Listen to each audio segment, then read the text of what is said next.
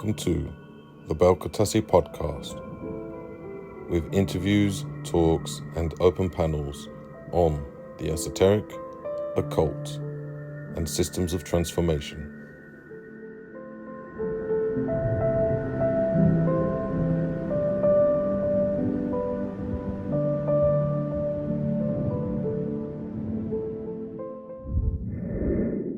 Talks Beyond the Veil, with your host, Lee Hasdell, exploring all things with a practical application from the esoteric, occult, and the metaphysical.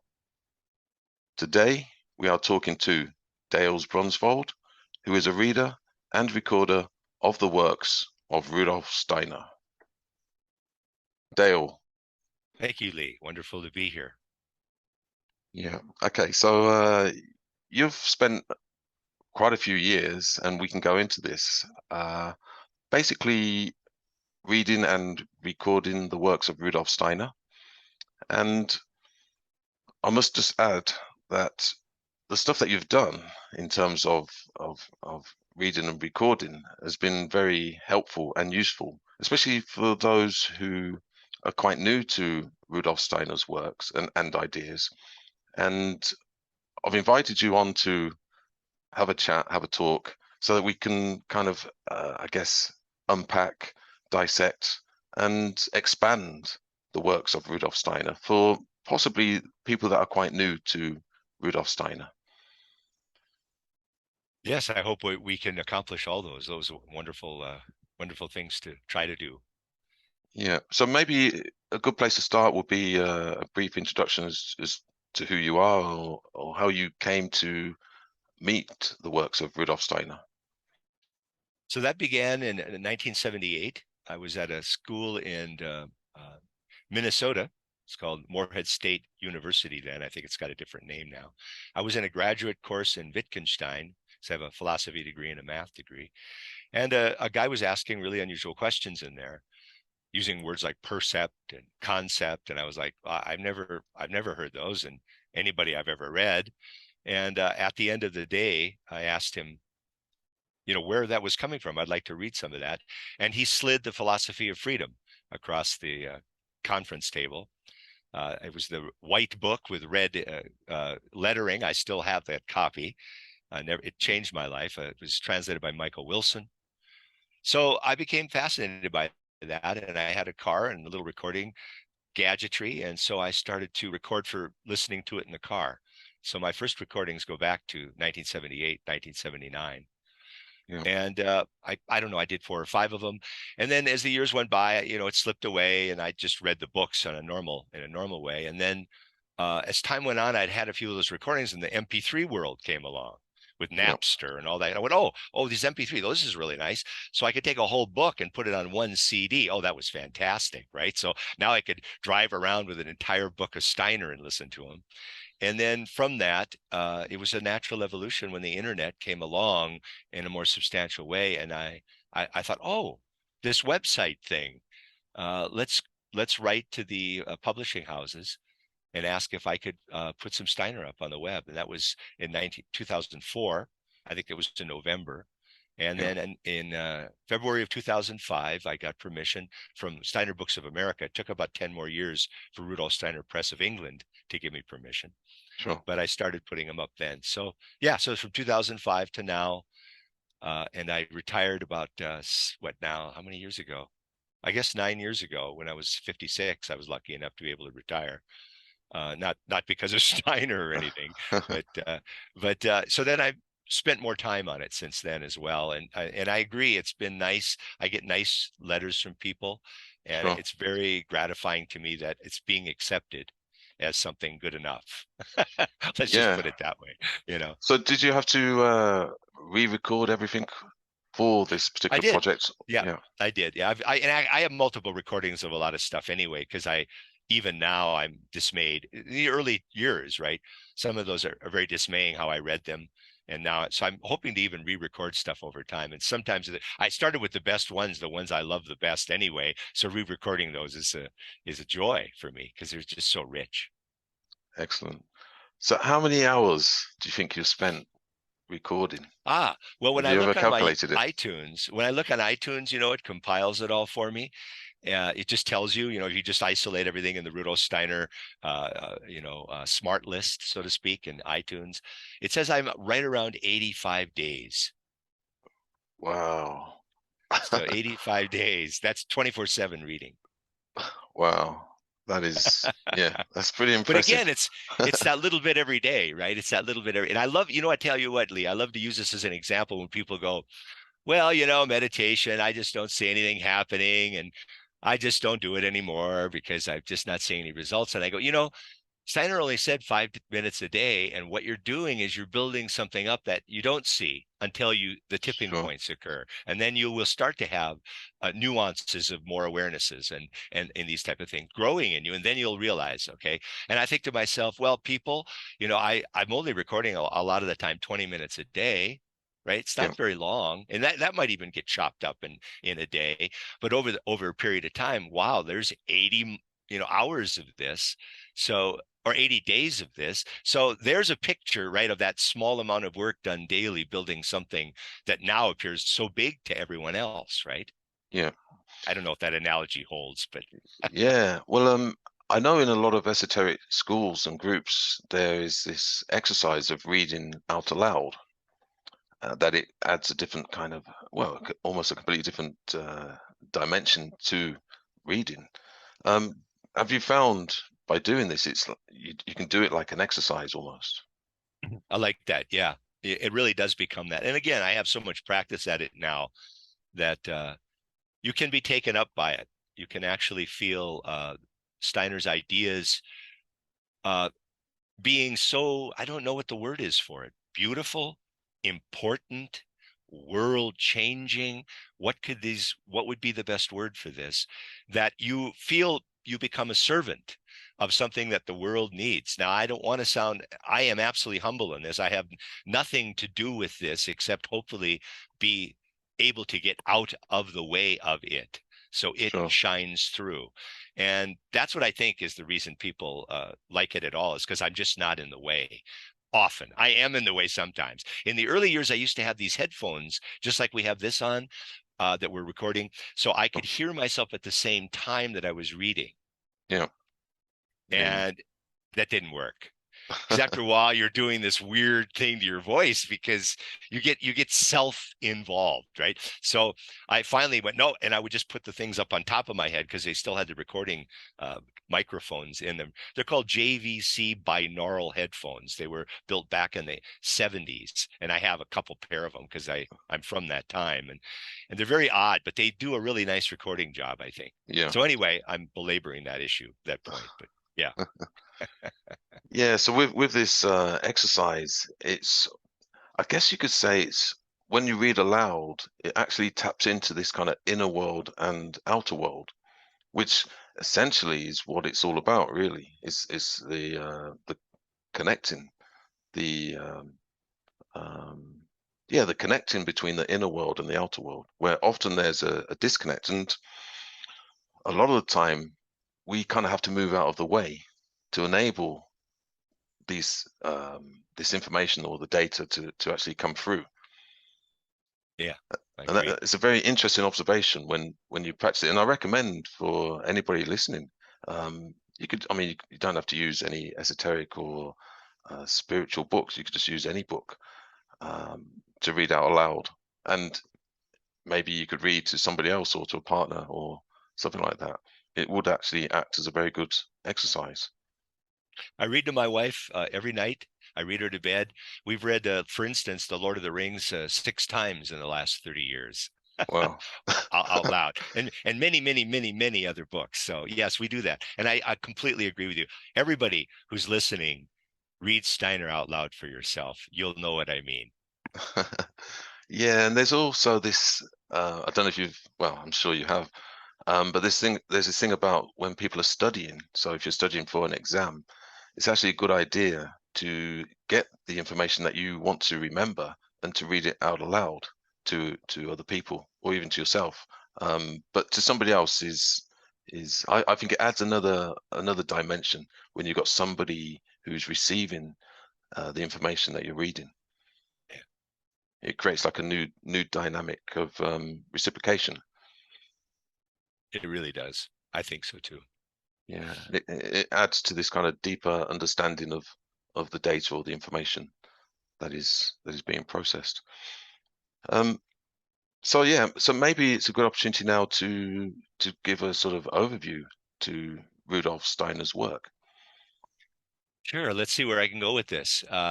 So we have a man born in 1861 in a kind of the borderland of Eastern Europe and Western Europe. It was a town called Kraljevec. I don't know what it's called now, and I believe it's in Hungary now. But at that time, it was a German, let's say, enclave of people that lived there. His father was worked for the railroad. I think finally, in his work became ran a station, whatever that station master, I think he was called, maybe.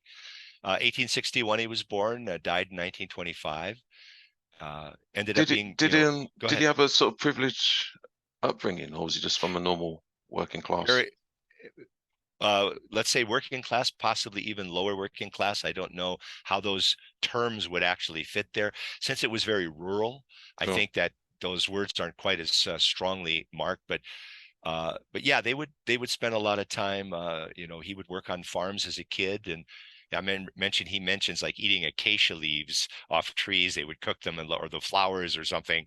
I remember from one of the biographies, and so they were a simple people.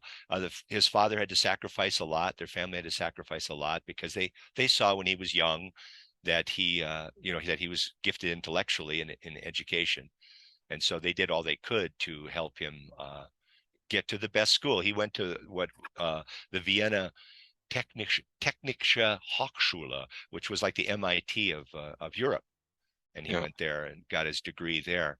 But all the while, he says in his autobiography, which is on the web that I recorded, that the spiritual world was a natural experience for him. His spiritual organs of perception, which we can talk about later what all that means, were Sure. simply open for him. And so he took that world in and at first shared it and was, put down rather brusquely as far as trying to share it. So he quit sharing it, until many, many, many years later, but became a trained scientist and then moved into the arts and literature and was a manager of a paper in Berlin, I believe, and maybe in Vienna as well.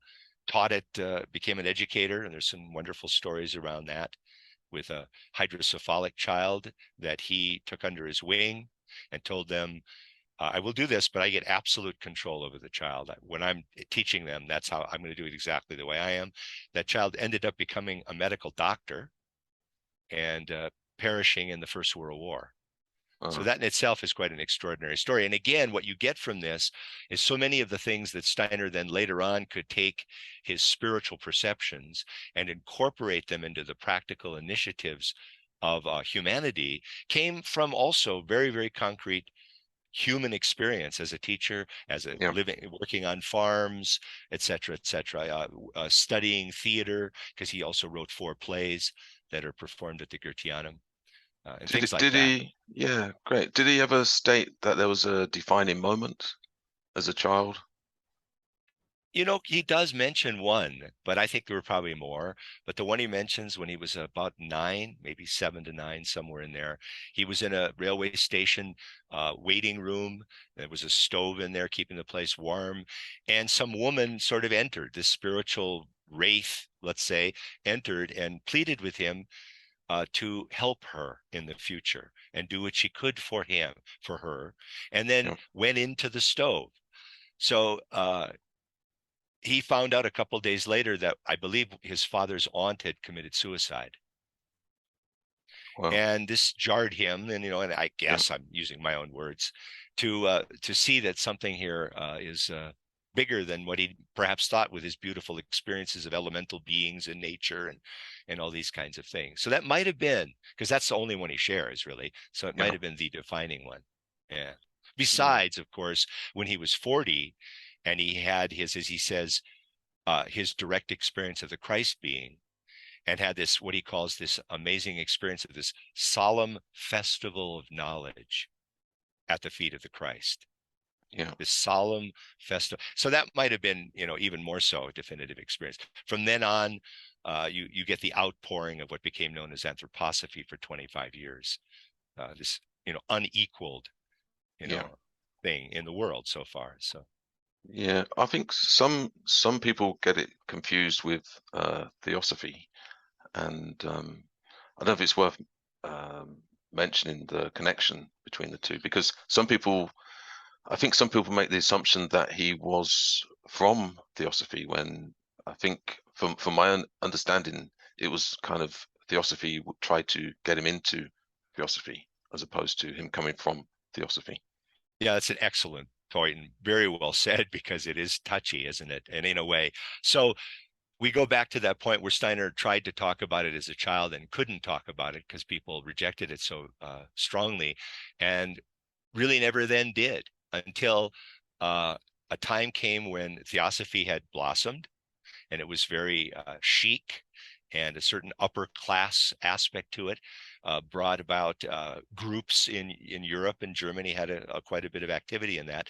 And there was a family, the Brockdorf family, the von Brockdorfs, I think they were, right, who had a group, and they knew of Steiner's excellence as a lecturer in other areas, and they asked him to talk about. And he was a Goethe scholar, by the way. Steiner became a Goethe scholar at a very young age, and Yeah. what's the word? Edited Goethe's scientific writings, which in itself is kind of surprising thing to say. So they had him there to talk about Goethe, and he gave a lecture, and it was on September 28th, 1901, and he was able to talk about esoteric things for the first time, and realized that people were there to hear him, that people were listening, and it might have been 1900 actually. Yeah. And so they themselves were very maybe surprised, but also pleased that he articulated things so well, Yeah. even at that age. So they had him back, and within a couple of years, in 1902, he was asked to take on the secretaryship of the Theosophical Society and he really, he saw a lot of genius in Blavatsky, but he also saw a lot of what shall we say, abnormalities in her development. So there were times when she was lucid and interesting, and times when she just was off her rocker, let's say, I'm saying that rudely. But for instance, her notion of the Christ, had a profoundly antipathetic relationship to the idea of Christ in any way, shape, and form. Yeah. And so he considered that just to be something that was some kind of blockage in her, that didn't see a real thing, that didn't see something that was actually real. So, and also the Sinnott's book, Esoteric Buddhism, he found was sort of a spiritual materialism, which he Yeah. found very disturbing, et cetera, right? So he actually said, fine, I'll do it, but I won't be a member of the Theosophical Society. They came back and said, no, we really need you to be a member. And I think that he had a conversation with his esoteric master that was his initiator, that initiated him, and said, this is a path that will be of benefit eventually. Let's say it that way. So he Yeah. did take on and be a member of the Theosophical Society from then on. And then grew the German section massively in a very short period of time. But of course, he worked as he does in amazing ways. So they were very fortunate to have Rudolf involved with Theosophy at that time.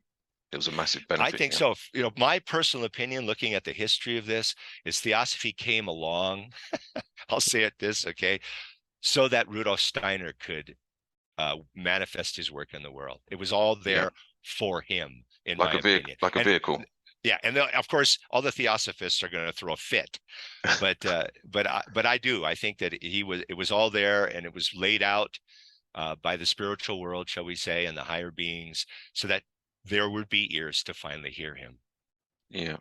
Yeah, And that was during a period of history where there was a sort of a massive surge of the esoteric. yeah, as Um, well. Yeah, yeah, yeah. So there was various teachers that sprung out of that time, from Gurdjieff, Ouspensky, and well, there's countless others. And I think you could kind of look at it as some kind of almost balancing out of, I think it was around about 1874, 75, where science sort of took prominence, and materialism, I guess you could say, for want of a better word. So they were making sort of big moves in some kind of transformation of society. And from my understanding, this whole movement was kind of a way of balancing out this kind of material science, yeah, impact in the world. So you're reminding me of a very excellent set of lectures by Steiner called The Occult Movement in the 19th Century. And Steiner in those lectures talks about how shall we say, the masters, these masters that are on the earth, very advanced individuals, saw the materialism arising and knew Yeah, there had to be this counter thing. And they saw in Blavatsky a medium of sufficient clarity to begin bringing this alternative out into the world. And I don't know, again, as you say, there were probably other people at that time, but more so a little bit later. So she started in 1875. That's when the Theosophical Society was founded in New York City, by the way. And yeah. so, yeah. So I think later they saw that it became more problematic with her, but they were kind of, you might say, desperate to bring up some countering force to what they saw materialism and science and technology ultimately doing to our world. Yeah, so it's kind of the balancing out of, and something that's always impressed me with Rudolf Steiner is that I'm not sure if he coined the term, but this spiritual science, which is almost like two almost polar opposites, that he was able to Yeah. bring them together and articulate the two together. Because for the most part, a lot of teachers, they tend to be either scientific based or spiritual based, whereas with Rudolf Steiner, he was very much the balance of the two. Yeah, I guess I'm so used to the phrase, I never really thought about how oxymoronic it kind of is in the world, right? You can't have both of those and say them at the same time. And yeah, but he was very clear that, he never threw anything away, so to speak, right? So the point wasn't to, uh, stop science from happening. He just saw that we're at a place in the development of consciousness, and how consciousness then treats and takes hold of the world, which we call science. Okay. And that it needed to revisit, it had to return to the inner life of the human being and realize that through a transformation of consciousness, science can continue and expand into something that is healthy, is health giving, that is holistic and harmonious. And it can't really, let's say this now, can't happen any other way. Because if we don't do that, science will just juggernaut ahead, Yeah, and the planet will just become essentially a dead machine. yeah, And so that's the picture I kind of see, and was very much a motivation years ago for me to do the website, to say, I don't know what I can do, but I'm doing this and I'm getting a reception. People aren't upset. I got permission, because, otherwise this isn't a healthy thing that's going on. Yeah.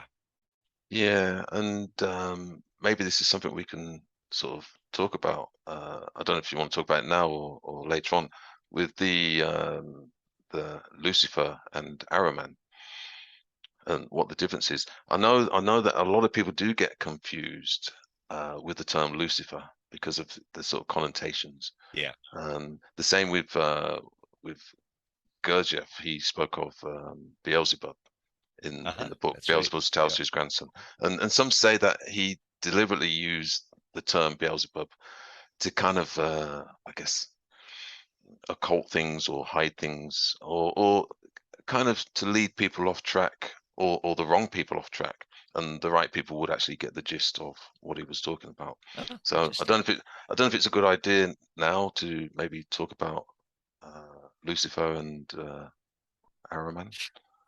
So how can we couch that? I mean, it sounds so abrupt, doesn't it? So the worldview, the worldview of anthroposophy, why is that a different worldview from any other worldview? What is Steiner saying is different that he can distinguish in this thing and call it anthroposophy? And So we are sort of myopic in the spiritual materialistic way. We are very much, I'm going to say it this way. Again, these are all ideas. I don't know any of this, right? These are what I've thought about. Take it or leave it, absolutely. That, but I was always taken by Plato's cave analogy. You know, you Sure. remember Plato's cave analogy that Yeah, yeah, we're chained down, we can't move our heads. All we are is seeing a wall in front of us. There's light behind us. There's shadows as these actual figures pass the light, and we see the shadows. And over time, we take those shadows absolutely as the reality around us. So yeah. you and I seeing the reality we do is these shadows on the wall. So Sure. so Steiner's saying, so when we look at life, well, we look at life, we see a bunch of cells shifting, we see fluids in the body, and we look at all that. We get there's life right there. That's life. And then Steiner goes, well, no, that's actually not life. That's the shadows on the wall. Yeah, So if you could see life, you would see a world of etheric forces, the etheric world, vibrant with the intelligences of spiritual beings, interpenetrating matter continuously, all the time. The yeah, spiritual world is working in us all the time. But because of the nature of our cognition and the nature of the sense organs that we use to know the world, we are honestly seeing what we're honestly seeing. There's nothing as such that's a lie about it. That's the science of it, right? yeah, Science isn't really a lie. But it's once our cognition expands, once our spiritual organs of perception are awakened and we receive the data from those organs of perception and integrate it into the ones that we have now, we'll still stay honest. But we'll have a world that is called anthroposophy. We'll have a world that's called spiritual science because arguably Steiner was this guy that had this stuff open at a level where science in his own mind could to grasp it and integrate it and live with it rather than whatever forms of clairvoyance other people have. His seems to have been shockingly exquisite in this regard. yeah, Okay. So okay, my point is all this, that okay, now I have to say I got to regard there being a world, the etheric world. I don't experience it directly, and I'm going to start thinking about my blood and the movement of my body and the juices and the cell division and all that, and I'm going to say, okay, that's a possibility, so I'll consider that. So then we go to another layer of our being, and that's consciousness. Whoa, consciousness. Let's look at that. Well, what is that all about? Well, really, science says is you've got a brain, and this brain, the electrical activity in the brain creates a secondary phenomenon called consciousness. Right. hmm That's classic materialism, right? yeah, And oh well, okay. And again, it's exactly similar to staring at your arm and seeing the cells and going, yeah, that's life. Well, yeah, no, that's not consciousness, right? It's like saying water. What's water? Well, water's really, Dale, hydrogen and oxygen. That's what it really is. I go, really? Well, they have nothing to do with water. except that when they combine, right, they create water. But once you've got water, you've got wetness, you've got all the specific dens, and you have everything that the hydrogen. So there's a classic fallacy of reductionism right there, right? To say water yeah, is only hydrogen and oxygen. What happens is this fantastic emergence. So yes, we need the brain. Yes, we need a healthy brain. Yes, we need a complexified brain through education for more and more of, Steiner says, another set of forces in the cosmos to be able to stream effectively through I don't know how to really say this correctly. Let's say the brain is a tuning instrument. Like I look at a radio, I don't think all the music's inside the radio, do I? There's an invisible field that it's connected to in whatever way that it is. And let's say that about the like a brain. filter. A filter, a tuning mechanism, whatever. So he says, and these emanations of consciousness are from even higher spiritual beings. Our passions, our instincts, our desires, all that stuff is living in that what he calls astral world, which he uses that old phrase. He Yeah, calls it the world of consciousness forces as well.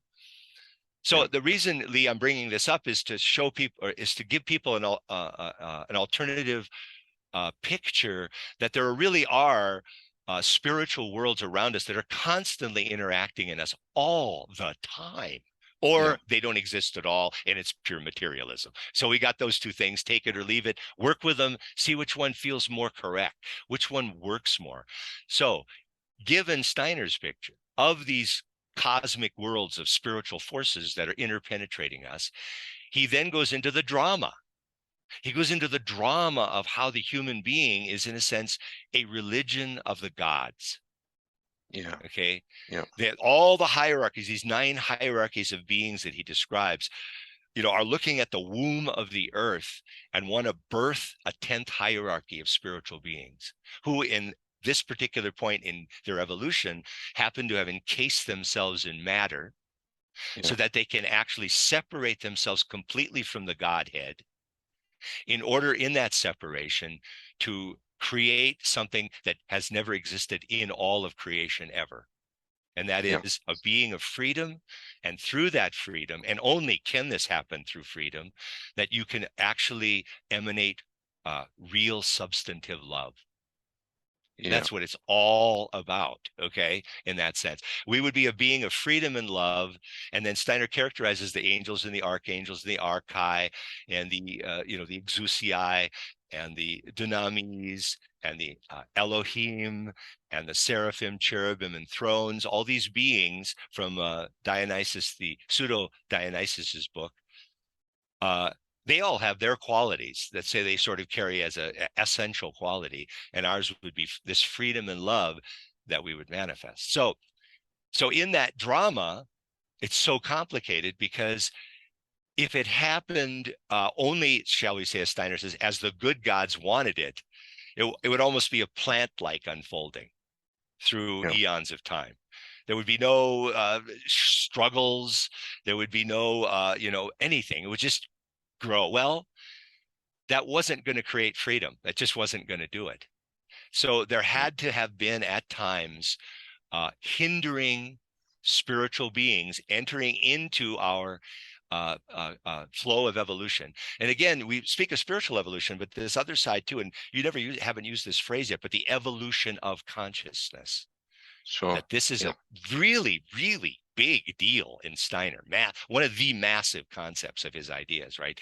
So over time, there's been this, in this evolution of consciousness, there have been these moments when all of a sudden we grow to a certain point where we open up like a flower and it allows another spiritual being to go, I can enter in now. Now I have the moment to enter in and I can make influences happen. And when they do, our whole civilization changes. It becomes a new epoch of human history when that happens, good or bad, which is fascinating to me. Again, we're taking this outer world penetrating an inner world as a what's the word? A contemplation, a working hypothesis right now. I don't know it's true, but I understand the materialistic one we all see with the cells and stuff. I got that one, and you got that one, and everybody's got that one. So everyone who's listening, just take a moment and just ponder this idea of these other outer, call them outer spiritual forces penetrating into us all the time. Okay. So the first one that was really big when this happened, and we're taking really big points that happened probably far more often, was there was an age called Lemuria. And in the middle of Lemuria, as the moon, Steiner says, was being separated from the earth over a period of time there, the form in the physical realm had, if it was even physical yet, I might be wrong on that. I think it was. It allowed what were called the spirits of form, who were also called the Elohim in the Bible, which is a plural for God, and that's what they use in the Bible, right? A plural word. To allow egos to enter into physical incarnation. Okay, they allowed these egos to begin to embody themselves in matter. And at that time, Steiner says, is when reincarnation began to be a phenomenon in the world. Never before then, only at that point. And so then began human beings living and dying and reincarnating, even though it was so different then. It was almost like plants in a way, right?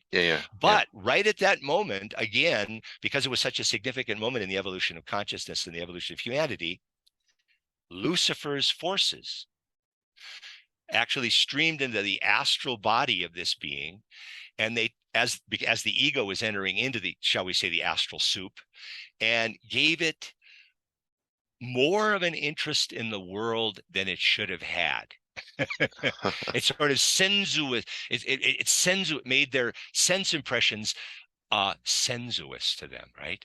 Yeah. A little bit of lust. Now we would say, well, that's bad. And the Bible even shows it, right? Because they became naked. The snake, right, awakened them, which is, by the way, the spinal column is the snake, and all that stuff. That's in occultism. Yeah. But it's a good thing. In the Bible, everybody's bemoaning that people became naked, but the reality is that they incarnated on the physical plane. Yeah. And that was for this freedom. I'm sorry. Calm down, people. So Well, there's always this kind of like ego being a bad thing. And it is problematic, right? There's no way you can say one way or the other. But yet you see a great ego like Rudolf Steiner or something like that, and you go, wow, that's a good thing to have.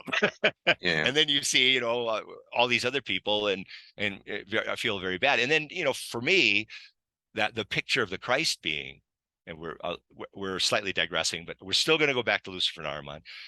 The Christ being is the greatest, most complete, most magnificent expression of the ego. And what is the greatest deed of the ego? Selflessness. So the paradox is just astonishing, right? But it makes sense that it would be a paradox, because it isn't going to be physical, right? It's going to be spiritual. And anything spiritual appearing on the physical plane tends to run into paradoxicalism, because our linear, sequential, logical mind has to have it a certain way or not at all, right? So anyway, so we get that, and we get this evolution. Now Steiner says, without these infections, these hindrances by these beings, in this case Lucifer in the Lemurian period, humanity would not, in a sense, have sunk as low as it did. But in the sinking of it so low and awakening to the struggles and battling the battles, it capable, not guaranteed, but capable of rising higher than it ever would have if only the good gods. And I go, yeah, that makes sense. Darn it.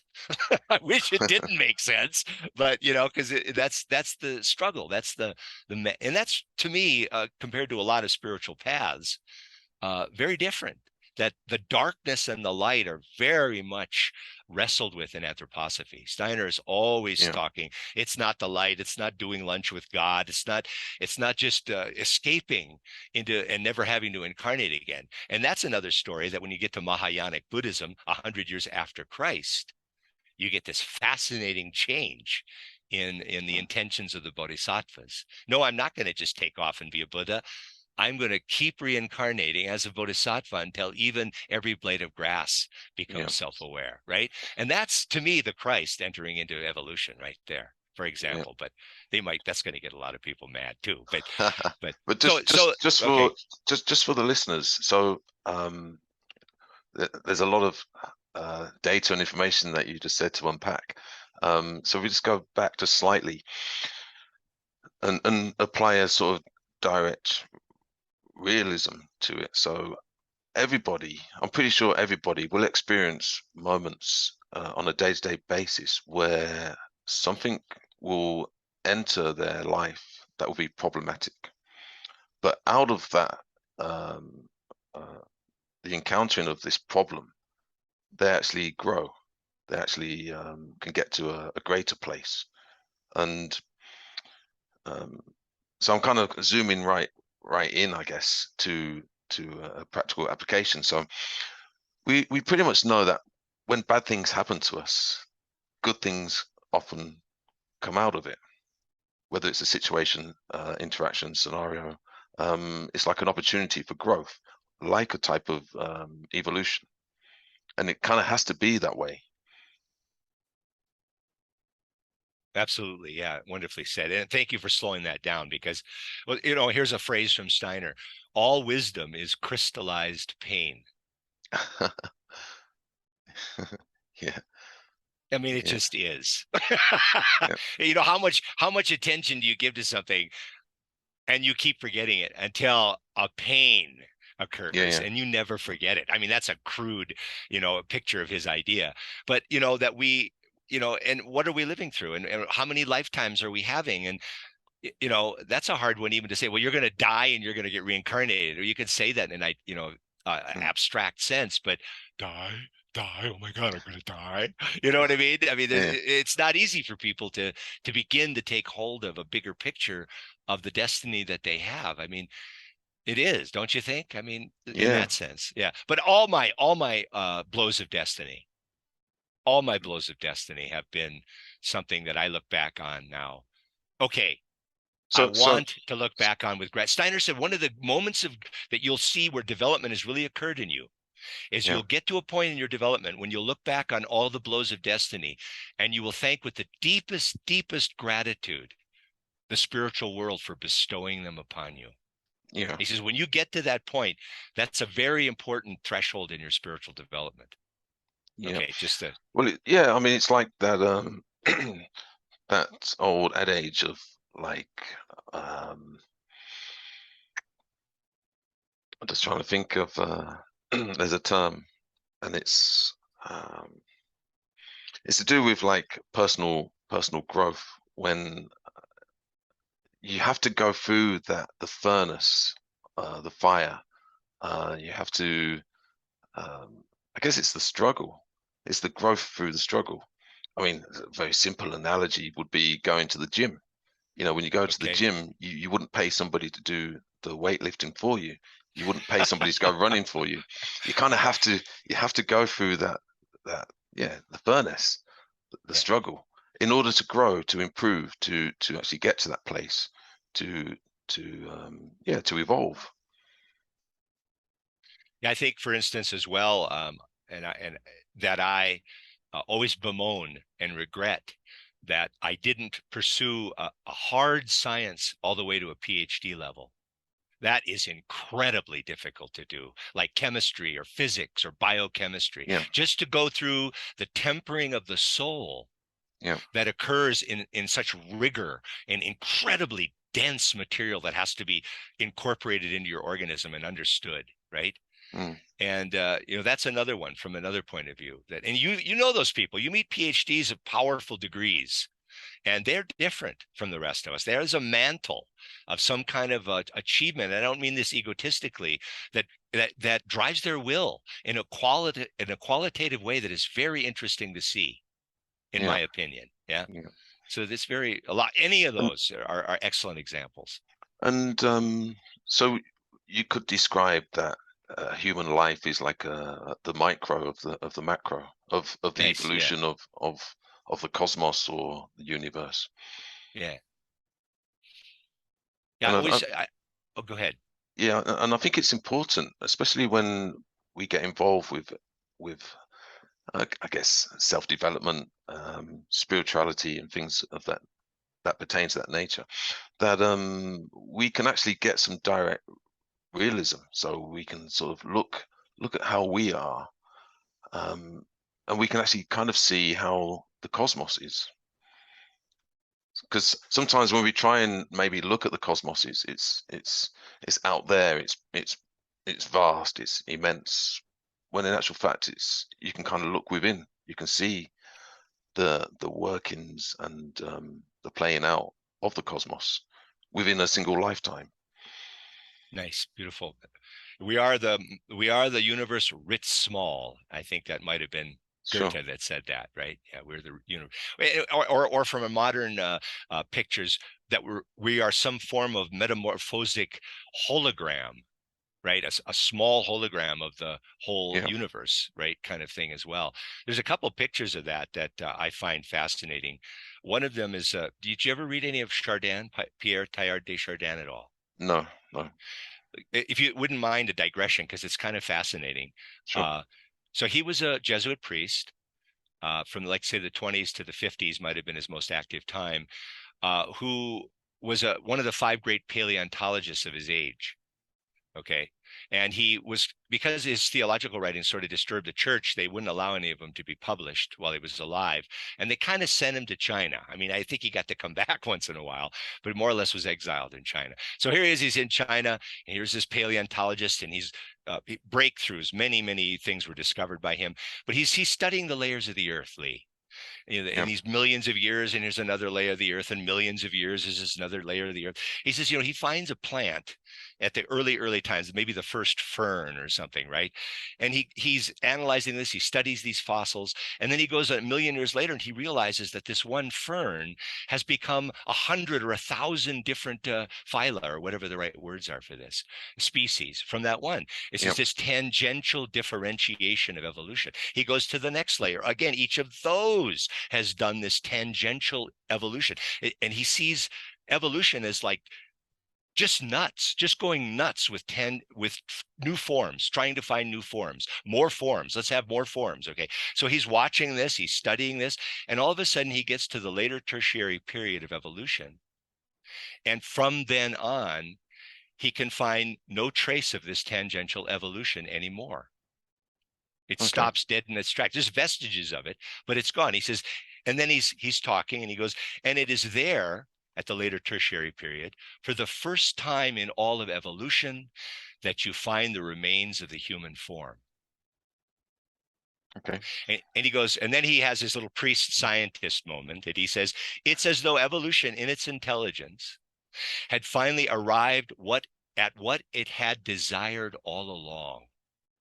And instead of spending its passion in tangential differentiation, it began to radially converge all of its forces into the human form. And from that time on, all of the external forces, as we call them, of evolution became internal forces in the human being. And you might say a psychological space was created, and they continued their evolution through us. Yeah. It's a very gripping, because it's so concrete, it's so practical. It's coming out of a man's serious science at the same time that his spirituality was very rich, right? So he saw this, and so he saw this cosmogenesis becoming anthropogenesis. That he says eventually this psychic space that was the essence of humanity moving out into the future, however its outer deeds are manifested, matured to the point where a cosmic spiritual being could actually find an abode in it, could find an incarnation in it. And that was the Christ. So you then went from anthropogenesis to Christogenesis. And then he says that's what we're in now. And the book is called The Phenomenon of Man. It's a famous work from many years ago.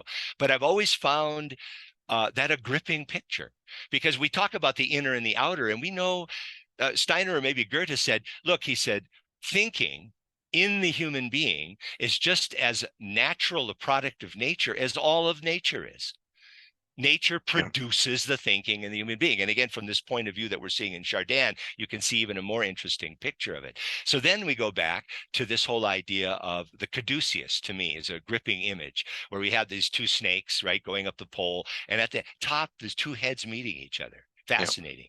Okay. So what do we have? Well, we have life, and life pummels the earth and raises up all these forms, all these shapes all the time, right? That are already established forms, right? So it builds the plant, an oak seed to an oak tree, and all this stuff is going on.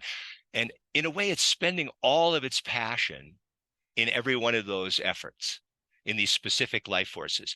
But in the human being, because we're this perfect resonance of the entire macrocosm, when it gets done building us, there's a surplus of forces left over in us, life forces.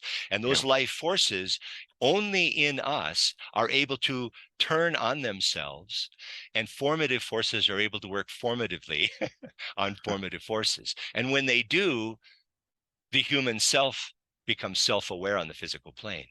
Yeah. So all of our thinking forces are actually transmogrified, metamorphosed life forces all around us. So it's no wonder that when we exercise them through perception and come to I can see this mathematics arising in nature. Oh, I can see these forms in my mind here, and all this stuff, that there's really no surprise in this, because through the act of cognition, through a scientific act of cognition, we are really kind of reuniting the world of ideas with the world of percepts that we're getting from our physical senses. Steiner says that's actually the purest form of communion. We think of communion in the religions. He says the act of a percept and a concept meeting in an act of knowledge in the human soul is an act of communion in the Yeah. highest spiritual Yeah. sense of that. So it's like That was a little long. oh, that's Sorry. fine. That's fine. So it's like a self-awareness. Now, so if you just got the percept without the concepts, it's kind of yeah, it's kind of lost. Yeah. So Yeah, so I mean, you have the animal. What you have there, in a certain sense, is the animal realm. They're sort of organically imprisoned in a stimulus response instinct world that's driven by percepts. yeah, But they themselves are not processing the percepts. They're living out of this, the group souls. Steiner talks about group souls. We could go into that later, right? And I'm not diminishing them or saying they're unimportant or anything like that. When we talk about the human being, to me, people go, "Oh, you're just anthropocentric." I go, "Well, we sure as hell better get busy and be anthropocentric because we're the ones destroying the planet. No other creature's doing that. We have to yeah, take responsibility for ourselves, for heaven's sake. If it means being anthropocentric in the right way, let's do that." You know what I yeah. mean? So that kind of makes humans the anomaly in this realm. Yeah, Yeah. We're evolution. We're yeah, literally evolution on the planet, right? yeah. So even, and by the way, Chardin is the one that developed that whole idea that when that happened and evolution then became psychic, shall we say, it started to create a new layer on the earth, around the earth, called the noosphere, the mind sphere. Yeah, And yeah, so as humanity has started to thicken as a membrane on the earth, this new sphere is also changing and becoming something. Now, the question becomes with technology, whether that's going to be a spiritual new sphere or if it's just going to become an internet electronic, you know what I mean? like an artificial. Electricity layer or something, Yeah, right? Rather than a yeah, spiritual layer, just to throw yeah, that out as well. yeah.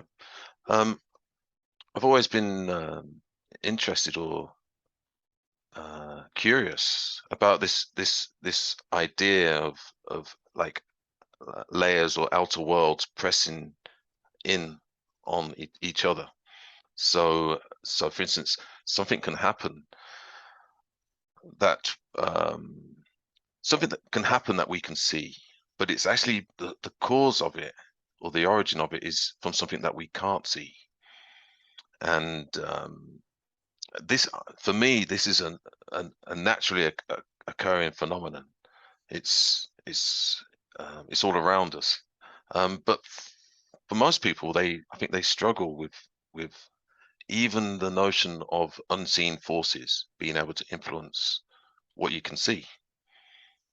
Well, it's interesting that you say that because Steiner does mention in one place that spiritual science could also come into evolution at the time that it did, because science had so developed the concept of invisible forces to the All point right. that they weren't so crazy anymore, right? Because we had electricity, we had magnetism, we had all these invisible forces that did what they did, right? And so he felt, at least, that it allowed the work of anthroposophy to be a little bit easier, Yeah. in a Well, sense.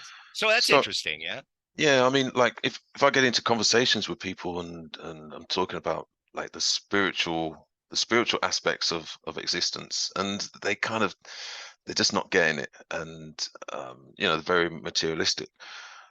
And yet I'll say to them, well, look at the phone that is in your hand. What is connecting the data, the communication. You can go on the internet, you can use your Bluetooth, Wi-Fi. Uh, you know, then I ask them, describe to me how it works. Generally speaking, they can't describe it, but Yeah. at the same time, they know it's real. Yeah, no, that's excellent. Yeah, yeah. Yeah. So you're saying that, Lee, and then tie that back into the spiritual concepts that you talk to them about, that they don't like or that they do dismiss or they're uncomfortable with, if you would. Sure. Yeah. Yeah. Yeah. I mean, sometimes you have to use. I use the term direct realism.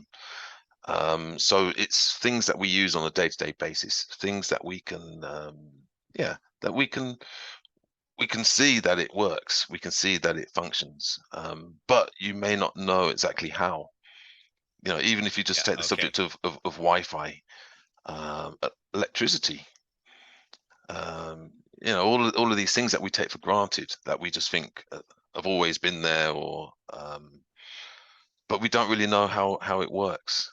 And I guess it's normally when you're dealing with situations or even people in the material world, or people that are heavily invested in the material world. And this kind of takes us back to this era, or this time when I guess humanity was becoming more material, that there had to be something that would come in to balance it out. Yeah. Yeah. Yes.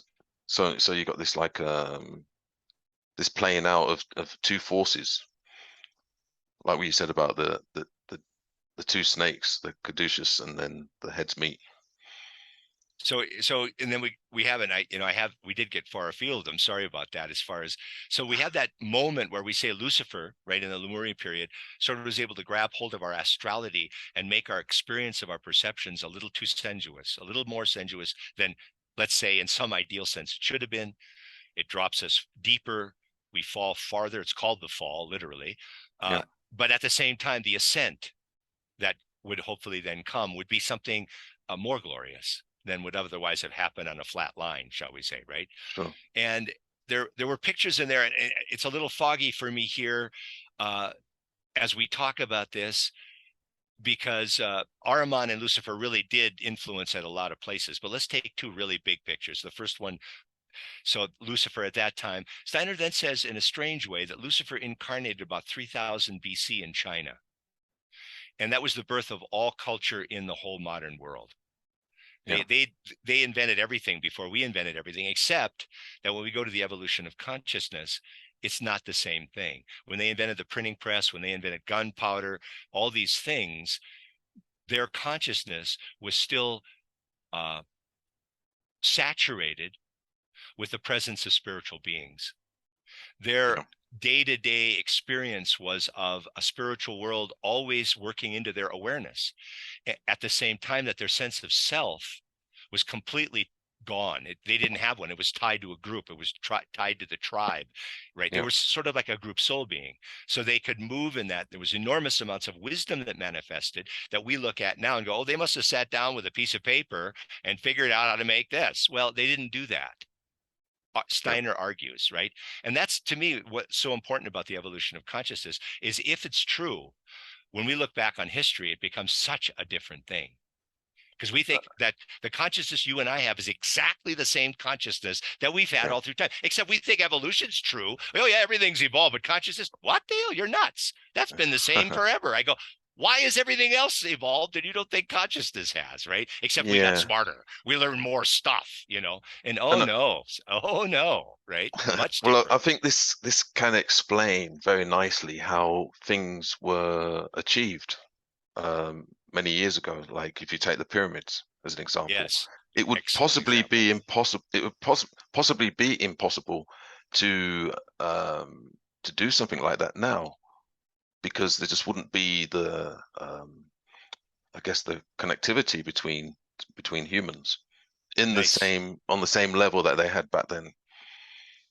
And the higher holistic wisdom that, you read Peter Tompkins' book on the pyramids, and he talks about all the coincidences of the sun at the solstice, and one whole side goes, from shadow to light instantly in one moment. The tunnels going through that point exactly to stars and everything. It's unbelievable how many Yeah. things are in that thing. Could we even make the thing now? Like you're saying, I love that collective connect. Yeah, and I think when you look back through even just with basic architecture, you look back even just maybe 2, 3, 400 years ago, things were produced then, and maybe that might have been some type of Renaissance period, but there was definitely a different type of connectivity, a different type of consciousness.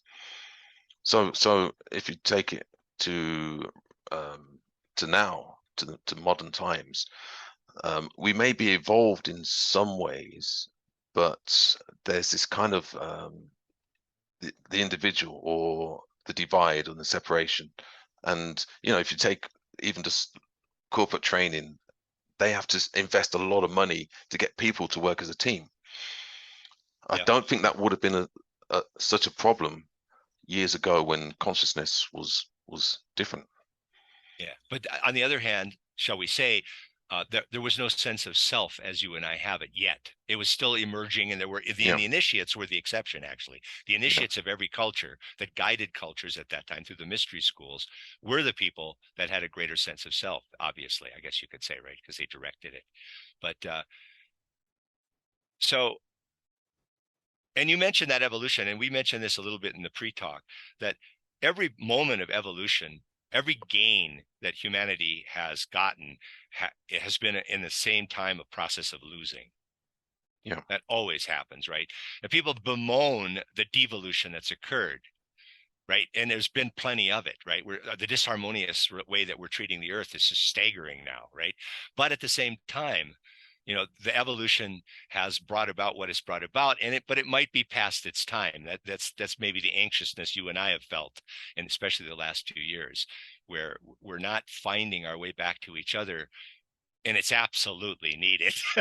yeah, This yeah, isn't a bunch of I'm me and you're you, and it doesn't work that way. And it's got to be a higher union, right? A higher, and it's going to be a higher union if it happens than it was before, where we will retain the sense of self, yeah, but through the higher aspects of consciousness that are evolved, our unity with each other will be far greater than it was those many thousands of years ago in the Egyptian and other times. I'm seeing that picture and hoping it's true, right? yeah, In that sense. So there's that side of it. Yeah. So the other yeah. I side of think it, okay, go just ahead. just just quickly, I think part of the I guess part of the ways that we grow is through relationships, and we all know this. I'm sort of bringing it back to sort of direct realism again, that it's about self and it's about others Yeah. and the relationship between the two. And we all know, people that have been in relationships, been in marriages, through marriages. Um, it's kind of like there's so much beauty in that, but there could be so much trauma, pain, struggle, suffering. When we even talk about marriage and things like that, it's all about the work, the effort that you make that makes the marriage, so to speak. And when things are too easy, or when there's no resistance, I guess you could say that actually brings about a type of um, devolution or lack of value. Yeah, it really does. It's I mean, even the sense of light hitting our eyes is this hindrance. It's this impacting on us, keeping us awake, right? Yeah, I'm not to trivialize what you said, because especially in marriage, it's poignant. But yeah, we're in the middle of something that we can sleep through if we want to. Sadly enough.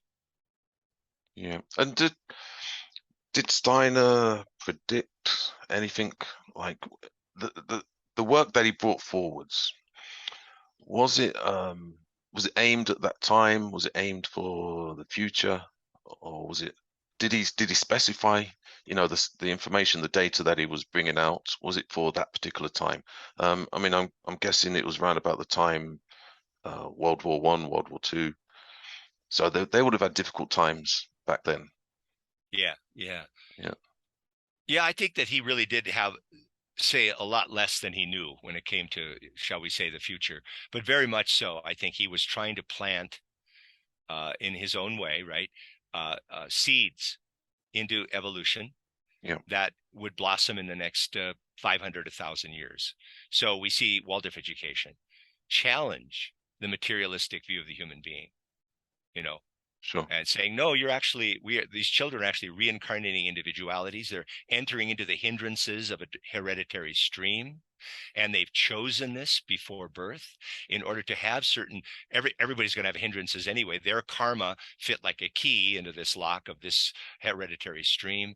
And it's your job, it's your vocation, it's your calling, it's your spiritual path as an anthroposophical educator called a Waldorf teacher to enter into the lives of these children and help them with these hindrances. Sure. as almost an angelic figure really in their lives. And you stay with the same class for 8 years. So you really enter into their lives, et cetera, Yeah. right? So there's one path. Well, how much could that influence the world? Well, in 1,000 years, that could be something truly magnificent.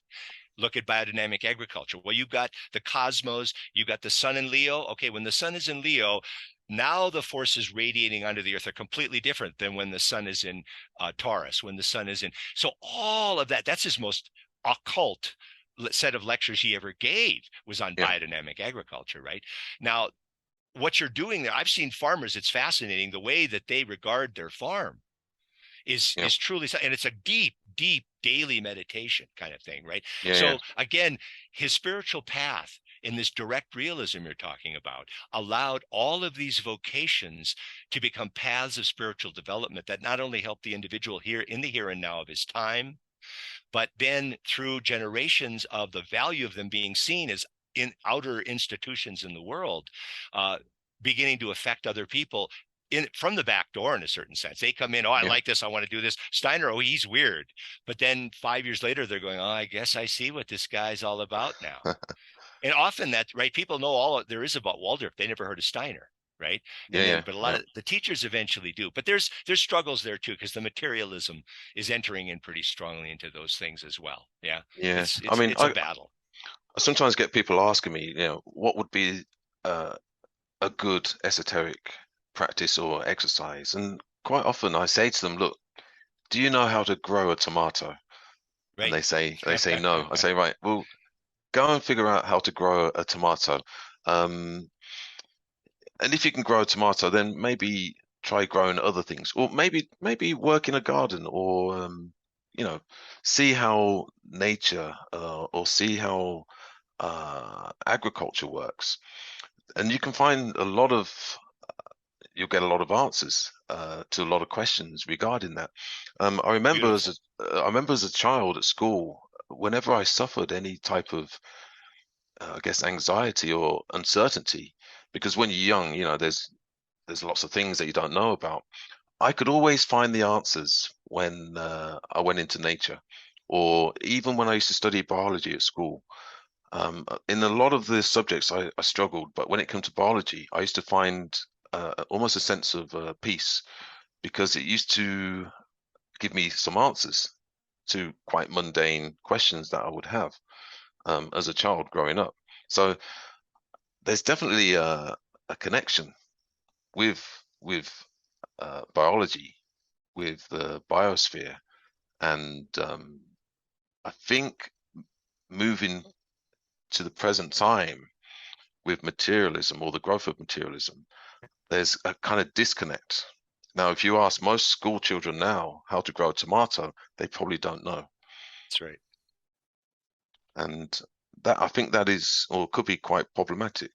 I think now could be a good time to go into the Waldorf schools. I believe you was a teacher In in the the high past. school though, so not Oh, in the okay. real cream of the crop. I mean, to be a real Waldorf teacher to me is those first 8 years. Okay. Yeah. Going through that. Yeah. But I want to mention, just to finish off, that we had this Luciferic influence, and Ahriman Sure. was involved in that as well. But when Ahriman, so to speak, really kind of took over the show in many ways was during about 1413. Steiner gives that date, the beginning of the Renaissance. So Okay. this there, and that was when we entered into what he calls this consciousness epoch, called the consciousness soul epoch. And when we entered into that, uh, the relationship of our thinking to our perceptions had reached, shall we say, the starkest contrast. And this was a time that allowed Ahriman these cold, calculated, intellectualizational energies to really grab hold of the human soul. Okay. Okay. And Yeah. that's when science just took its massive leaps from then on. And we started to just penetrate nature with abandon, we could even say, right? So I just wanted to throw that out so that Yeah. these Yeah. two are, and now we're in kind of this, where Lucifer and Ahriman are in many ways interacting with each other, and helping certain temptations or strayings to become institutionalized, internalized, normalized, right? Yeah. And So just for the listeners who quite possibly this could be the first time they've heard anything about Steiner, would it be fair to describe the Lucifer and the Ahriman as a type of yin and yang? Is it, I mean, are they forces? What would be the best, or what was Steiner's kind of descriptive with regards well, to? there's another set of forces now in our time that are becoming powerful, and they're called the Asuras. So there's even going to be another set of forces, another set of hindering forces, and Mm. I have a hard time describing them. So I wouldn't want to reduce, Sure. reduce it to that in a rigorous way.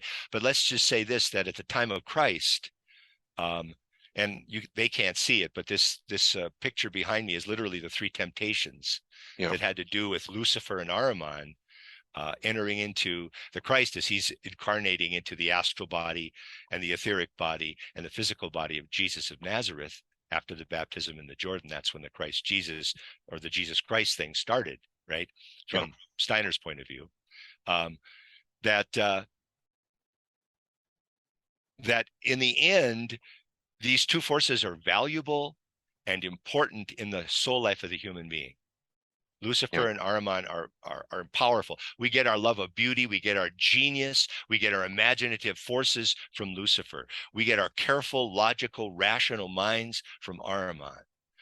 But the Christ, the ideal is that through uniting with the Christ being, regardless of your religion, right now, but we're talking existential health of the human psyche, right? Yeah. Is to enter into a relationship through the Christ that brings Lucifer and Ahriman into a dynamic polarity. They're not balanced. That's really kind of too passive. They're still going to be incredibly powerful in our life, but the love for others, right, that this Christ sort of embodies, becomes something that buffers. I don't know what the right word is. These things. So I just wanted to throw that whole picture out there. So Sure. it is a triune kind of thing at this time. I don't know what it's going to look like when these Azoric beings, the next stage of evolution allows them to have an opening, right, and Yeah. be able to kind of thing. And Yeah. And so I think just quickly, I think it's very useful for people to see these kind of phases of evolution because without that, life is actually very complicated. Like we don't know what's happening, we don't know what's going on. Why are there forces playing out or acting out in these ways? But when we can start to realize that it's almost necessary that these forces are playing out for um, the evolution of humanity and creation, if you extend it out, because it's all yeah, interconnected, isn't it? absolutely. Well, I think so. I mean, again, these are working hypotheses that I have taken on for the last 40 years, and I test them daily, and I find that I am strengthened by them. Now, people say, well, you're believing that. Well, I don't know what that means. I don't believe. I'm not pretending I know something that I don't know. I'm constantly struggling with ideas, right? That's all. Yeah, I don't believe in anything. I don't even know. Honestly, I think that word's a scary word. I think it's a word from the past that sure. we shouldn't even do that anymore.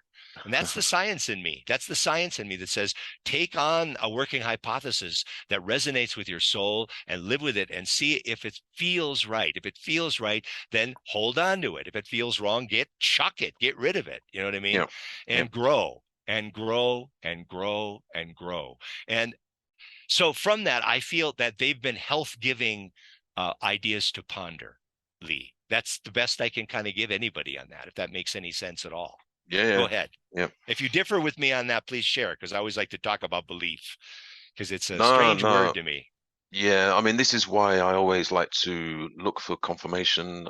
I always look for a direct, realist approach Right. to things. Otherwise, it just becomes too abstract. And I'm sure, from my understanding of Rudolf Steiner, that he was also quite conscious of this kind of complete abstract approach to life or existence, and that he was very conscious to well, in the term spiritual science. I mean, that kind of says it all, really. Yeah. He was, except it's interesting, I think, that in our time, because I don't know, it seems like our education has weakened. It's been distracted, that he's regarded as being very intellectual now, very abstract. And I just don't think he is. There's a lot of secondary anthroposophists that are, but Mm. when you read Steiner's, like you say, there's this incredible practicality and his need to communicate and being a very good communicator Yeah, that he excels at. So I think he stays pretty grounded. But once in a while, he'll do a lecture cycle out of a request by somebody, like microcosm and macrocosm. No, even there, it's very practical. I disagree with myself. There's places I think where he'll go off, but he has nothing to do. You have no percepts for what he needs to share. And he just simply has to tell you about a world that's a world of color for a blind person. And yeah, how yeah. do you do that? It's going to sound abstract to the blind person, right? Yeah, Color? I mean, it's Blue? always it's What's always that? it's Yeah. always tricky trying to articulate or conceptualize Yeah. the unseen or the spiritual worlds, and yeah, it's always problematic. And I guess this is why we tend to use analogies Right. and yeah, even some types of myth or yeah, analogies and stories to describe things that we can't physically see, but we see the consequences of the invisible world. Yeah. Yeah. Um, yeah. So with regards to Steiner developing the Waldorf School, Right. yeah. So yeah, maybe that's a good place to go. So in 1919, first of all, Steiner had been in education all his life and was very involved. There was the Specht family in Vienna, and he was the tutor for the whole four children, one of them being the hydrocephalic child that ended up becoming a medical doctor. Sure. Um, Yeah. so he was very, and then he worked at a workers' college. It's interesting, the Marxist workers' college in Berlin for 7 years, and was the most beloved teacher there. And even though the people that ran the thing were very upset that he was around because he wasn't a Marxist, except he saw the value in a lot of Marx's ideas, but like a sophisticated intellectual will, right? Not a black Yeah. and white. I'm on Yeah. this side, whatever that crazy world we're in now is. But and they were going to try to get rid of him, and there was a big election, and the people said, no, we want him to stay, even though they were all devout Marxists, which is fascinating in and of itself. So anyway, so he's done this all his life, and then by 1919, his stature as a spiritual teacher was very, very high. He was like the Emerson, the Ralph Waldo Emerson, I think, is an American, right, Yeah. Yeah. of Europe at that time. Uh, and so a man named Emil Molt ran what was called the Waldorf cigarette factory in Stuttgart, and was a pupil of Steiner's. And he saw kind of his workers' children and his management's children sort of not having a connection with each other. And he just didn't think this was healthy. I think that's part of the story. And so he asked Steiner if Steiner would help to start a school. And now I'll just mention, for a modern initiates, Steiner says they can never share anything unless they're asked the question first. Okay. Yeah. Okay. So because he was asked to do this, he could then step in with his own initiative and do it. Yeah. Yeah. Yeah. Okay. And this, by the way, started in 1902 when Marie von Sievers, this Russian woman who became his wife, Marie Steiner, said, yes, it's interesting, she said, but all this theosophy is so Eastern oriented. Is there an occult Western stream, and can it be elucidated? And Steiner said, thank you for that. And that became anthroposophy. So once Yeah. the question had been asked, all this stuff could pour out of him. I find that fascinating. So anyway, so in 1919, then he gave a number of sets of lectures to begin the Waldorf School, and they're quite something to read. They're quite astonishing to read, actually, some of the stuff in there. So that's how it started, and it was very popular. It very quickly grew to where they had to have multiple classes of the same grade, and Yeah. Well, I don't know what really else to say about it except the picture of the human being with a physical body and an etheric body and an astral body and an ego is incorporated into the pedagogy of the schools, taken very seriously, which I yeah. Well, absolutely love. many years ago, I did actually spend quite a bit of time in Waldorf schools, but not obviously as a student. the esoteric group that I was in, we used to hire the venues for a couple of weeks. I think it was like during the holidays and stuff like that. Uh-huh. And they're very interesting places, even just to the eye, just to the perceptions, because there's a lot of sort of like, for instance, the door frames and the window frames were always asymmetrical, and there was always like a creativity, like the energy of creativity was always present, and I found that quite interesting. And it was explained to me that with regards to the 7-year cycle for the children, for the development of children into adolescence, into adulthood, and that was always factored in. So I guess in modern schooling, they don't really factor in the sort of 7-year cycle or the process of 7-year cycle. And just as a sort of side note, when I basically had my first kind of spiritual out of body experience at the age of 8. So I think I just got to 8. So I don't think it was a coincidence that it was at that particular time. I think I was experiencing part of this 7-year cycle thing. Yeah, that is a good point. I hadn't thought of that when you discussed that earlier, that was at 8. Yeah, I think so too. Yeah. Yeah. Yeah. Yeah, we had that, right. We had that picture. It's all tied to the first time, right? You're born, and for those first 8 years, you probably remember reading this, that you're actually taking the copy from your parents and you're changing out all its substances, and you're Yeah. building that body out of your own forces. And the last thing you do at the end of that process is, you now have your own body, you made it, is you get rid of the last remaining substances that your parents gave you, which is your milk teeth. Yeah. And so when you start to push your teeth out, that's when a Waldorf school says, this child's ready to go to school. Yeah. So there's one example of a very concrete thing, right? And Steiner said from 7 to 14 is really the most beautiful time to educate a child, because their consciousness is of a very balanced consciousness. I think he in one place called it a pictorially saturated moral consciousness. So what Waldorf schools are trying to do is take all these so-called facts that the modern world wants to give them and change them, as you talked about just a little bit ago, into myth and story and imaginative activities that keep the child's consciousness as it wants to be, and not try to pull it, because it's a very elastic thing. Try not to pull it into the modern consciousness of the modern being. We got to get them as smart as we can, as soon as we possibly can, which destroys them, which generates illnesses in their organism, Steiner says, in their 50s and 60s. Yeah. Okay. Yeah. So again, seeing the pedagogy of Steiner, very challenging, right, for modern time. You can't know that. There's been no studies. Well, there could be. They could do them, right?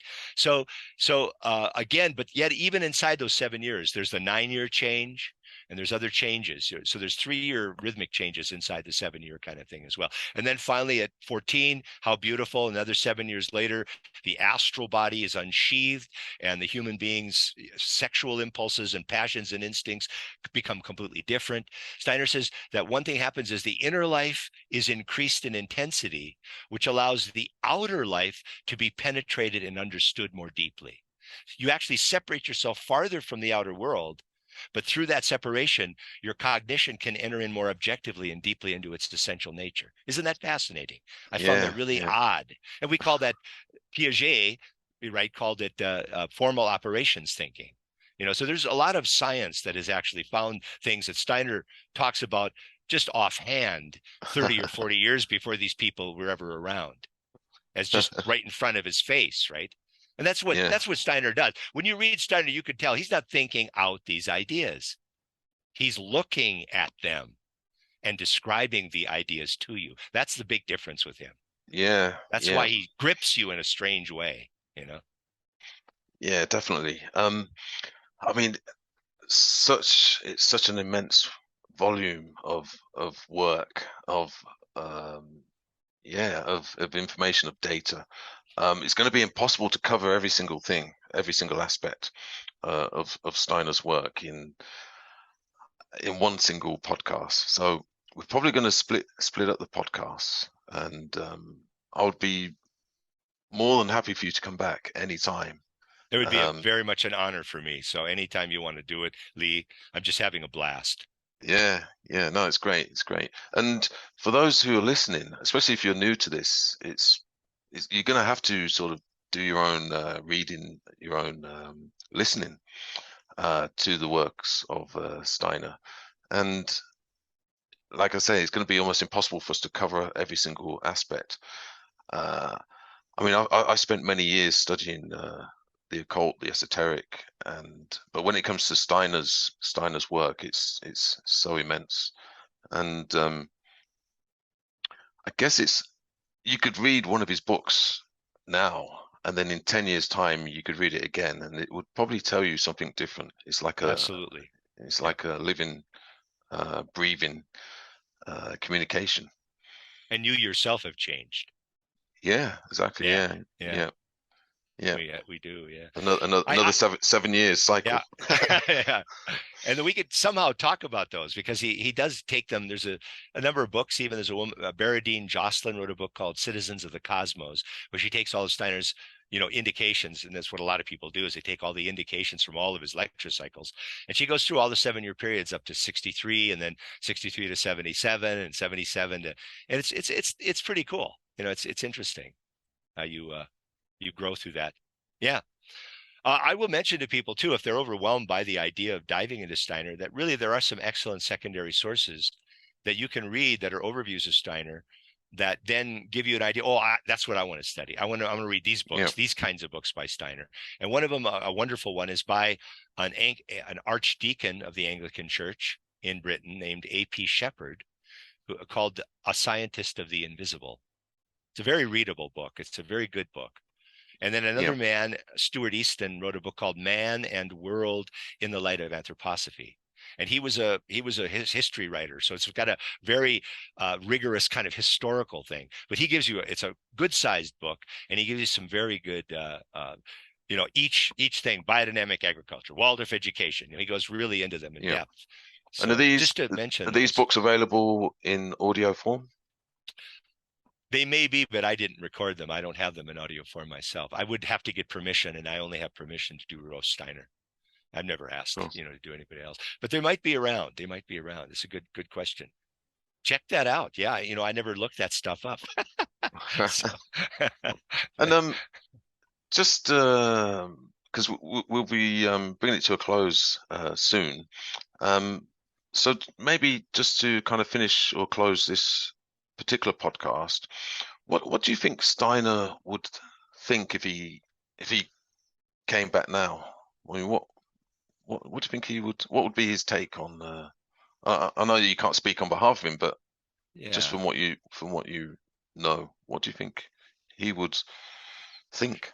Well, there's a couple things that come to mind anecdotally. First of all, and I only know this from reading what people said about him, but when he finally did one of his first lecture tours in Britain, and he was on the train, maybe from Folkestone or wherever you would get off in those days, right? Yep. And he's going up into London.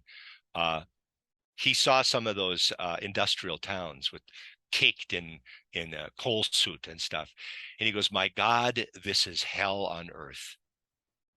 Wow. Okay, so Steiner comes from a rural part of gorgeous, almost Bavaria kind of thing, right? So to see the full brunt of a real intense industrial revolution, which I think Germany still had a lot to catching up to do at that time, even though it was it had only become a nation in 1871 anyway, right? Germany didn't even become a nation state till then. So to me, that gives me this picture of Steiner seeing the suffering of humanity, and anytime there's a suffering of humanity, he would see the darker forces overpowering the better forces of our nature, right? Yeah. And I don't know if that comes off as liberal or conservative or what people want to label it as, right? Because he was very much about the individual and the freedom of the individual. But at the same time, and it's strange, he seemed to think that people would take care of each other. Uh, maybe You know, maybe and I'm just like, maybe that was well, naive. that's not happening, man. Yeah, I think he thought that goodwill. Sometimes I thought that, that maybe I'm yeah, overstate, but I think that then he would probably react more strongly to the way that we're really, really not taking care of each other, for instance, right? And what does that entail? I think of mm. Chomsky when he would talk about libertarian socialism. If people go, well, you can't have those two things together. And he goes, oh, Yeah, yes, you can. That's the tension of a real decision, right? What you were talking about, that's the yin and yang. How can yeah, I maximize the freedom of each person? But how can I maximize the public good so there's not needless, idiotic, mean spirited suffering going on? Right? yeah, Come on, you know. So those things come, we can work with those things. We have to find, and so I see him seeing that and hoping that. But on the other hand, maybe it's just going to be intentional communities that are going to weather us through some kind of real destruction. That sometimes I wonder about too. That we'll have communities of people that just yeah, they have their biodynamic agriculture and they have their schools and they take care of themselves and the rest of the world falls apart and they're there to build up another epoch of civilization. That might be a possibility too. yeah. I tend to sense that Yeah. there would be sort of communities um, who, consisting of people who have possibly done the work. They've established the individual, and then they're able to connect with others to create like a unity, and then that forms into a community. And uh, with I guess, an attitude where everything is inclusive in terms of the food we eat, the exercise, the way we communicate, and so on and so forth. So it almost becomes like a ecosystem. Yeah. Nice. Good word. Yeah, yeah. So it's like an ecosystem operating under higher forces. I don't know if that's a good descriptive. Um, Steiner said that every community ultimately allows, as it comes into being, it allows a higher being that can't incarnate in bodies anymore to incarnate into that community and use that community in a certain sense as its lower body. yeah, yeah, Okay, right? I mean, that even makes sense when you think of the community you've had with people and how you feel something larger than yourself blessing you as you're with them, right? I mean, yeah, we all do that, right? And so that's why we're in communities. I think even though we don't know it, right, is that when they're real in that sense. And sadly enough, I think some of those communities can be very dark and allow somewhat nefarious sure. spiritual beings to enter in and strengthen their you think of the Second Coming poem by Yeats, where Mm. the worst are the best are what's the phrase? Uh, I can't remember it. The worst are filled with passion and intensity is one of the parts of the line. You No, I ever don't know. remember that No, I verse? don't know The this one. Second No. Coming, look it up there. He Yeah, but the best are filled with apathy and the worst are filled with passion and intensity, right? Something to that effect, but it's yeah, yeah. poetically said. And what rough beast its hour come round at last slouches toward Bethlehem to be born is the last line of it. Cool. I'll have to look Yeah. look into that. Yeah, it's pretty good. Pretty But I good one. suppose we have to be optimistic and realize there's a process taking place, Yeah. and like people say, winning and losing and things like that. Well, eh, you only really lose when you don't realize the mistakes or you don't learn from the lessons. So I guess you could actually align that with the evolution of humanity. Yeah. So it's important that we can learn from the mistakes because, everybody makes mistakes. Nobody's perfect. And we Yeah. have to experience this kind of struggle, the struggle between yes and no. I mean, that's how it was taught to me, Huh. to embrace the struggle between yes and no. And from that struggle, we can get to some reconciliation, to some maybe higher point or higher vista of observation. Oh, Yeah, I think so. I think so. okay. Well, I think we'll end it here.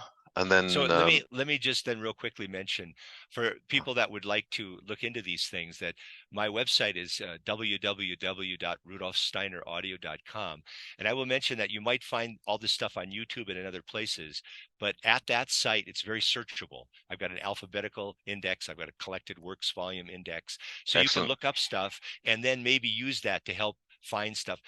I have another site called on a Podbean, which turns them into pure podcasts, so you can listen to them on your phone or on your computer, and do what podcasts do.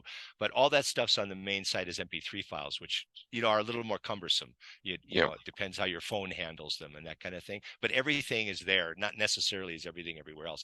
The other site is rudolfsteiner.podbean.com. I do have a YouTube channel, but it just automatically throws stuff up there, and I don't keep track of it. Just called yeah, Dale Brunsvold. And then there's also a more complete uh, YouTube site called Rudolf Steiner Press Archive. And obviously, I work with them, and it transpired that they took over a site somebody else had started, and now they run that. And I think they do a pretty good job of keeping everything up on there. And that's yeah, nicely monetized for them. So anybody watching that, it does pay them more money, and I don't get them enough. I mean, I wish I could get them more money because yeah, it's all yeah. nonprofit. And without that, we in the English who can't speak German or read German, we wouldn't have Steiner. We just wouldn't have him. You know what I Oh, mean? So these just guys are invaluable. yeah, just on that point of German. Am I right in thinking that there's still a certain amount of his work that hasn't been translated into A English? third. One third that Yeah, about hasn't been. 120 books. Yeah, about 120 books. Wow. So are they likely to be translated, and are they likely to If be? they get the money, it's about $20,000 a translation. Wow. So yeah, and Yeah. they've been and only recently in the last I think about 10 years, 15 years that they started technically a collected works edition based on the German edition. Otherwise, the titles are so haphazard. And I apologize to everybody who's going to try to find something on these sites because they used any kind of title for some things that they wanted. They took pieces out and made them into little pamphlets. You know how Mm. they're trying to keep themselves alive as businesses. So they had to try to figure out strategies and marketing things. But now, hopefully, there's maybe some legacy money. I don't really know that's helping them get things up. But even so, it's very slow. They're coming And out with maybe. Go do ahead. you speak German? I took German for a few years and I can perhaps get by ordering my meal, little tiny, tiny things like that. But reading Yeah. Steiner, no. Nah. I want to so bad. My wife's sister lives in Germany. We go over there about every 5 years, Yeah. and it drives me nuts that I'm so lazy. It just that's the end of it right there. Dale's lazy. That's our suffering in the world, I think, right now. You know, so Yeah. Well, it may come to it that we have to learn German to finish studying the works of Rudolf Steiner. yeah. And again, just take knowledge of higher worlds as attainment. And if that's all you get in one lifetime, again, And all Steiner argues all that work you do spiritually will never die. So through your yeah, incarnations, these fruits of that particular, he says the only real free deed a human being can really do in our time is an act of meditation, is yeah, going and meditating. That's a free deed, right? yeah, So that's kind of fascinating. So, and again, those are eternal deeds. They'll preserve in your organ, your bodies, and when those bodies disperse, those seeds, those kernels will come with you during your reincarnation. So Steiner describes it. I don't know if that's true. yeah. No, that's excellent, It makes excellent. sense to me. Yeah, it makes a lot of sense. And just before we finish, is it oh, are there any particular books that you would recommend as a first book? And just as um as well as that, am I right in saying that, for instance, if there's a particular subject that you're interested in, that you can just go straight to that particular subject and you don't need to maybe read the books in sequence? Yeah, I mean, first of all, the lecture cycles themselves are all just random. They're really, I mean, in a Mm, way, there's a sequence. I shouldn't say that. Okay, so if I was really into Christianity and I really wanted to study Steiner's picture of the Christ, which is so drop dead gorgeous, then I would start with the Gospel of Saint Luke, lectures, the Gospel of Matthew lectures where Steiner's talking about these, all of those gospel lectures. Now, the only problem in doing that straight away is that you should have a reasonably good working knowledge of the etheric body, the astral body, the physical body, and the ego. And really, you should just have that. Otherwise, a lot of that's just going to sound nonsensical. Yeah. So, where do you get that? Where do you get that? Well, there's his book on cosmology, how the human being comes about through the successive incarnations of what we now call the Earth, is called An Outline of Esoteric Science. Yeah. And that's something of a tome, and it might be overbearing for people.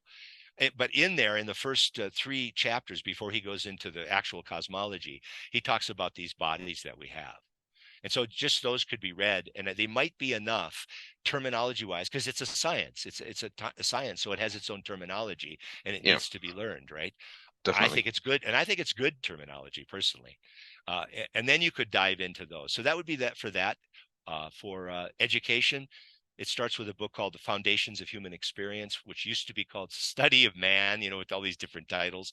Those are really challenging. So you go, what does this have to do with education? You know what I mean? But, so that would be interesting. And then practical advice to teachers and discussions with teachers were all done at the same time during the founding of the Stuttgart Waldorf School when it first. In there, he gives you a picture of the path, a safe, conservative, rigorous spiritual path. And a big part of it is the Eightfold Path of Buddha. Yeah. Right. That's a very, very big part of it because of the importance of the Buddha in the spiritual evolution of humanity. So in Steiner, nothing is thrown away because all of this was a flowing spiritual unfolding for humanity. So all these so-called religions were all there at the right time. They were absolutely correct in order for the next stage to be able to unfold properly, which is so gorgeous. I mean, all this, you're right, I'm wrong, that religion's this. It's all nonsense, frankly. Because why? Because the concept of the evolution of consciousness doesn't exist in the modern world. That's literally why the problems are arising. Once we get that down, all this stuff will change. It'll just change just like that. Sure. Frankly, it's amazing. So, where were we? You with me? Yeah. So the one thing is the meditation, and meditation is essentially, just to loosely overview it for now, is that the practicing of negating all your sense perceptions from your physical organs of perception and not falling asleep. Sure. Yeah. Because that's what sleep is. Yeah. Right. That's literally what sleep is shutting down your senses. So you practice it, and the soul becomes stronger and stronger and stronger until a moment can come where you can suggest away an image that you totally control the presence of. And when you suggest away that image completely out of your own willed intention and hold the void that you create, the spiritual world will begin to communicate with you, Steiner says. Yeah. So it's nothing about losing the self. It's nothing about blissing out in nirvana. Okay. It's nothing about that. It's a Western path in that sense, right? It's willed out of the ego, but an ego that's been very humbled because those exercises are very hard. Okay. Now we get to eurythmy, and eurythmy was where a clairvoyant, Steiner, a clairvoyant, saw speech out of his spiritual organs. And he was asked in I believe it was 1910 or 1912. So this is the synesthesia that I was talking about in the pre-chat. In a sense, right. Yeah. Okay. I guess maybe synesthesia are just aspects of clairvoyance now that I think about it, that you're seeing, hearing, and hearing, seeing, because those are. So this woman asked him, Laurie Smith, I think her last name was Laurie Smith, that her daughter had some issues and was wondering if there was any types of movement that could be done for therapy. And so Steiner says, well, thank you. And that became a program that takes 4 years to become a trained certified eurythmist. Incredibly deep study, right? Where you have speech made visible in movement and music made visible in movement. Yeah. And it's just, and people, eurythmy, EURYTHMY, look it up on the web. There's plenty of videos of it on the YouTube, just to see it. But if you've watched it a few times, there's this uncanny thing about it where you're going, they're doing this. This is a buh, or this is an oh, this is a buh, this is an ah, right? This is an e, This is, there's all these Yeah. fascinating things about it where you go, I don't quite see what I'm seeing, but I think it's right. I think it's right. And in the more you watch it, the more it's like just on the edge. This the name of your thing, the beyond. What's it again? The name of going to the beyond, or Talks from Beyond the Veil. talks from beyond the veil. It's like Yeah. you're at the veil. You're right at the veil with eurythmy. Yeah. It drives you almost kind of nuts because it's so beautiful. But to see a symphony or to see a quartet, to see a musical quartet done by four highly trained eurythmists, all doing the four parts of the four instruments and Yeah. weaving in and out of each other and can't see behind them or anything, what the others are doing, blows your socks off. I mean, it Yeah. is, but I mean, Yeah. really good ones. There are not a lot of them. It's a very, very challenging thing to do, but I have seen them. And again, you go, wow, this is where science can take us. Science can take us into art forms that are, they're beyond the veil, man. They just are. Yeah. Yeah. Now, honestly, Great stuff. I've seen some other dances by other one that look very mechanical and angular and violent to me. And this is not that, except for when the eurythmist is part of a play or something where they're an harmonic being. All right. Then they're Yeah. very angular and violent, right? And they do all that. So Steiner wrote 4 plays. They're called the 4 mystery dramas, and they take about 25 hours to perform on the Goetheanum stage. So they're done one a day for 4 days. Yeah. And they're very unusual. They're very different from any play you would ever imagine done. And they're essentially a group of either 12 or 16 people, and it's going through their reincarnations. So they manifest, but very metamorphosically, very deep in the storyline. People are working their butts off trying to unpack the whole thing because Steiner just didn't tell them what was what kind of thing, right?